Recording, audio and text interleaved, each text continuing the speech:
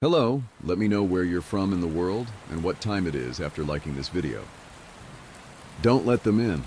Addiction took our mother slowly, rocked her through it, and sung her to sleep sunk deep into the mattress on her bed. When her back teeth fell out, she left them on the side of the bathtub. I was 7, and I kept them in a matchbox, the missing pieces of her kept safe so she wouldn't be lost forever. So maybe one day we could put her back together. Our house fell down around us, and we tried our best to raise ourselves.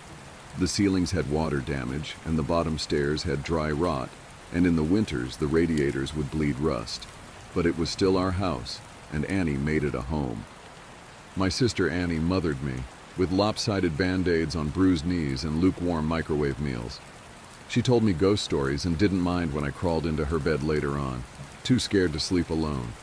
She taught me to dance, barefoot on the living room carpet, music channel on full volume on the TV, shaking our hips before they were fully grown.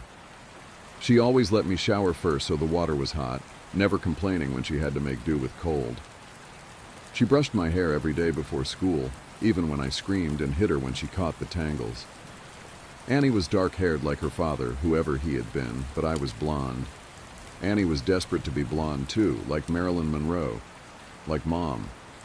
I think she thought it would make them closer, remind Mom less of her dad.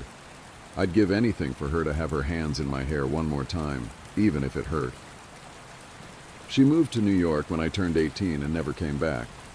I still dream about her sometimes. Keeping up with our mother was impossible, and we learned from a young age we would always be left behind.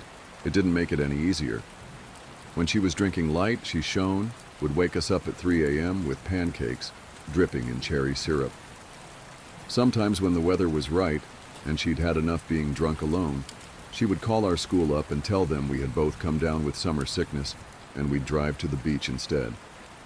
I remember being 9 years old in the backseat of the car coming home after one of our ocean days, sucking the salt from my fingers. Annie had just dyed her hair blonde, her best friend Jane helping her bend over our kitchen sink. From behind, I couldn't tell who was mother and who was daughter, radio up and windows down, blowing the sky inside. When she was drinking heavy, she'd be out all night, hair piled up like a beauty queen, eyes glazed over and ringed with glitter and black. Sometimes she'd be gone a day or two. She would never tell us when. One day we'd just wake up to an empty house and the fridge packed full. Post-it note on the front with a smear of Mom's lipstick and the outline of a kiss, telling us she'd be back soon. Sometimes she'd bring guys home, filling the table with beer cans and ashtrays, smoke up to the ceiling, Mom lost in the haze. We'd sleep with pillows over our heads,